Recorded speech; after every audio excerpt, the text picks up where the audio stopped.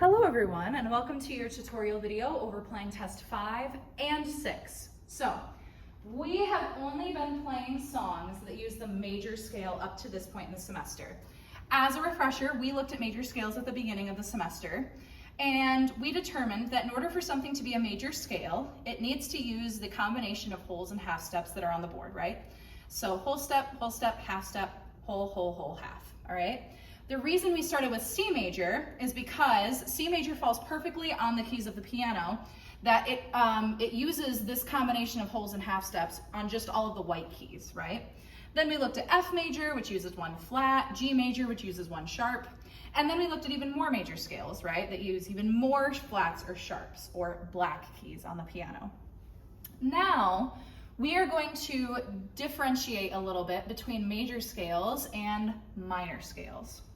So, besides the fact that major scales and minor scales use different combinations of whole steps and half steps, which we'll get into in a moment, I also just sort of want to say that major scales tend to sound more upbeat, joyous, happy, if you will, and minor scales sound a little bit more dark, spooky, sad, pretty much any of those words I would say apply. So go ahead and take a listen to this major scale that I'm going to play and sort of think about that mood, that joyous mood that it's giving off.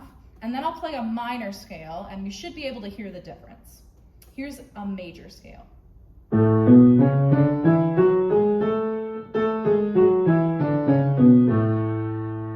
Right, that's the sound we're familiar with because we've been doing it since the beginning of the semester. Now here's a minor scale. Listen to the difference.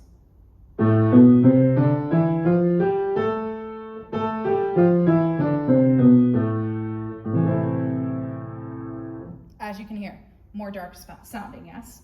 So, as we approach Halloween, it's the perfect time to pull out these spooky scales. What I just played for you was a natural minor scale. So, minor scales are a little bit different than major scales just because they have actually 3 different variations. For now, we are going to disregard these 2 and just talk about the natural minor scale, okay? The natural minor scale uses the combination whole step, whole, half, whole, okay? And that's what I just used in order to play that minor scale. Listen one more time to this natural minor scale using that combination of wholes and half steps. All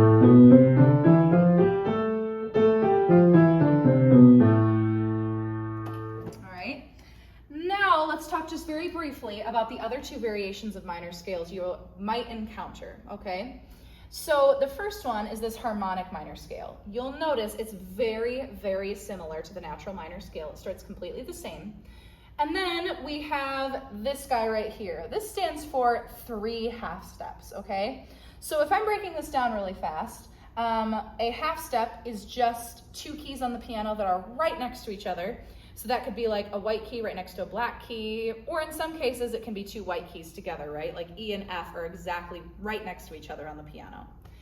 Then a whole step is where we skip a note. So that's typically the distance between the white keys on the piano, and occasionally it can be the difference between a white key and a black key. Like if we go from E to F sharp, that's a whole step, right? Half steps times 3, that's even bigger than a whole step, okay? So that's why I had to write it like that. So we are going to raise the second to last note in a harmonic minor scale in order to achieve this pattern, all right? Take a listen to how a harmonic minor scale sounds different than a natural minor scale. I'm gonna go ahead and play the natural one first. Now listen to the harmonic minor scale. Did you hear how this note was raised compared to the natural minor scale, okay? So that's the difference between those 2.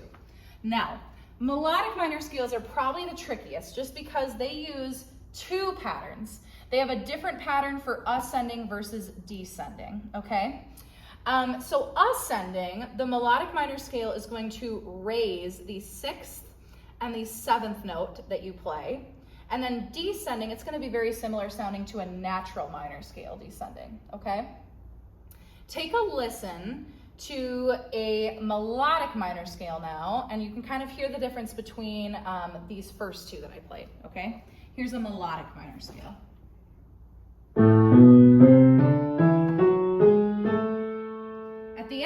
sounds like a major scale, right? Listen one more time. You can hear that 6th note and that 7th note are raised. Then coming back down, it sounds very similar to the natural minor scale.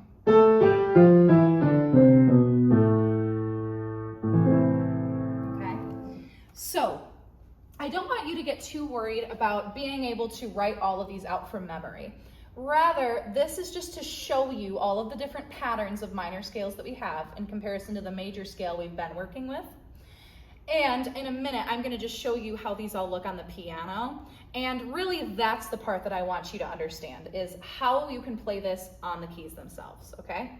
So let's go ahead and take a look at that. All right, so now that we are at the piano, I'm going to be able to actually demonstrate these concepts for you a little bit better. Firstly, though, let me tell you the 3 scales that you are in charge of for playing Test 5. Those are going to be the A natural minor scale, the A harmonic minor scale, and the A melodic minor scale. Okay, so we're always starting on the same note. We're just playing 3 slightly different minor scales for this playing Test 5, okay? I'm going to demonstrate them right now. So, coincidentally, A natural minor is extremely similar to C major, okay? It actually uses all of the white keys on the piano, so you don't have to worry about any black keys. And it uses the same exact fingering as C major, okay? You just start on A instead.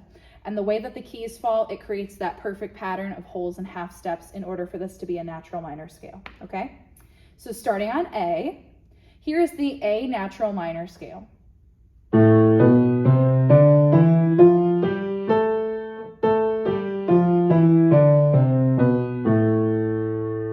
So you can see what I was talking about. All white keys, same fingering as C major, you're just going to start on A, all right? That is the first scale that you are in charge of. The second scale you are in charge of is the A harmonic minor scale.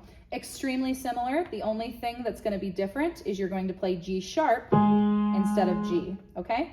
That's going to look and sound like this. Here's A harmonic minor.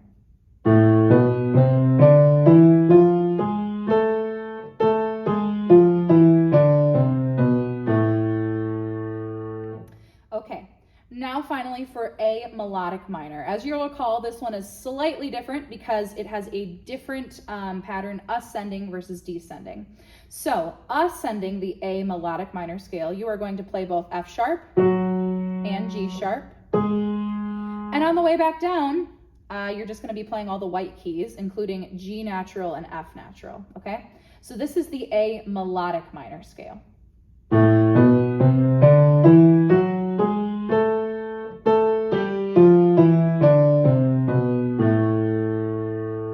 So as you can see, the most important thing to remember about the melodic minor scale is that it's different going up versus going down.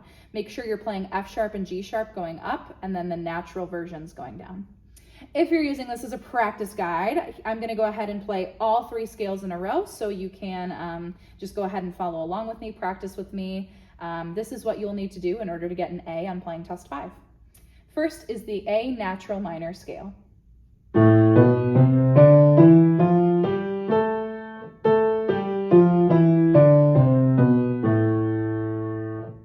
Now A harmonic minor.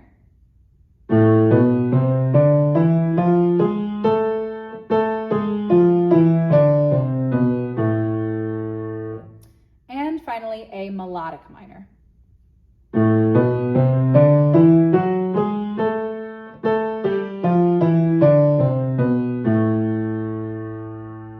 All right, that's what you're going to need to do for playing Test 5, but for playing Test 6, we're going to play a song that uses the A minor scales, and so I'm going to go ahead and sort of combine that into this tutorial video for you. So go ahead and pause right here if you're just working on playing Test 5, but if you want to look ahead at the song for playing Test 6, that's going to be in this video as well.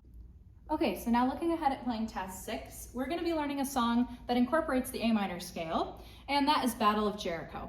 So first, I'm going to go ahead and do a full run through so you can hear what it sounds like, practice with it, know what you need to do in order to get an A, and then we'll break down a couple things to watch out for as you're practicing. All right, here is a full run of Battle of Jericho.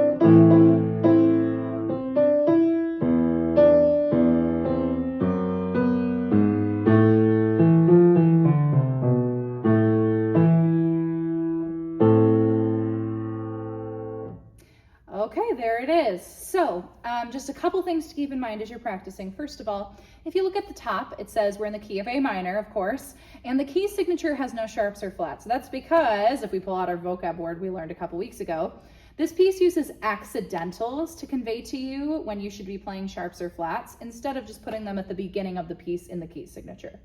Okay, so for example, like in this very first bar, they have G sharp written in the right hand just right before you play it, okay? So every time you see a sharp, either in your right hand or your left, pay extra special attention to it. You will only play G sharp in your right hand, but both F sharp and G sharp are in your left hand, okay? So just watch out for those. The other thing that I want to point out to you is something new that we haven't seen in either of our other short songs we've learned, and that's this song uses a repeat. So let me sort of show you the roadmap of this. We're going to go all the way through the first line and all the way through the second line. You'll notice that in the second line, the last two bars have this bracket over them with a 1. That means you just play these 2 bars the first time you go through the piece. After you play through this first ending, you're going to actually repeat back to the beginning. Then the second time you play all through line 1, the first 2 bars of line 2, and since this is only for the first time you're playing, you're actually going to drop down to the third line and play the second ending all the way to the end, okay? So many of you may be familiar with this concept if you've played a musical instrument before, but if you haven't, here's your intro. I think finally, the last thing I want to just say is just make sure you're paying attention to the fingerings they have written in. Sometimes there can be a little bit of a pain at first, but the reason that they give you these specific fingerings in these books, or in your case, just this copied sheet that I made out of the book, is because these fingerings set you up for success for the next thing you need to be doing. So, for example, this run in your right hand. You can see we end on our third and our fifth finger, our middle finger and our pinky. And if we didn't start on 1 here, we wouldn't have any more fingers to go up here at the top, right? So just make sure you're paying attention to those fingerings. Make sure you do the repeat, and make sure you're paying attention also to the sharps that you need to play, all right? If you have any other questions, please reach out. Otherwise, happy practicing.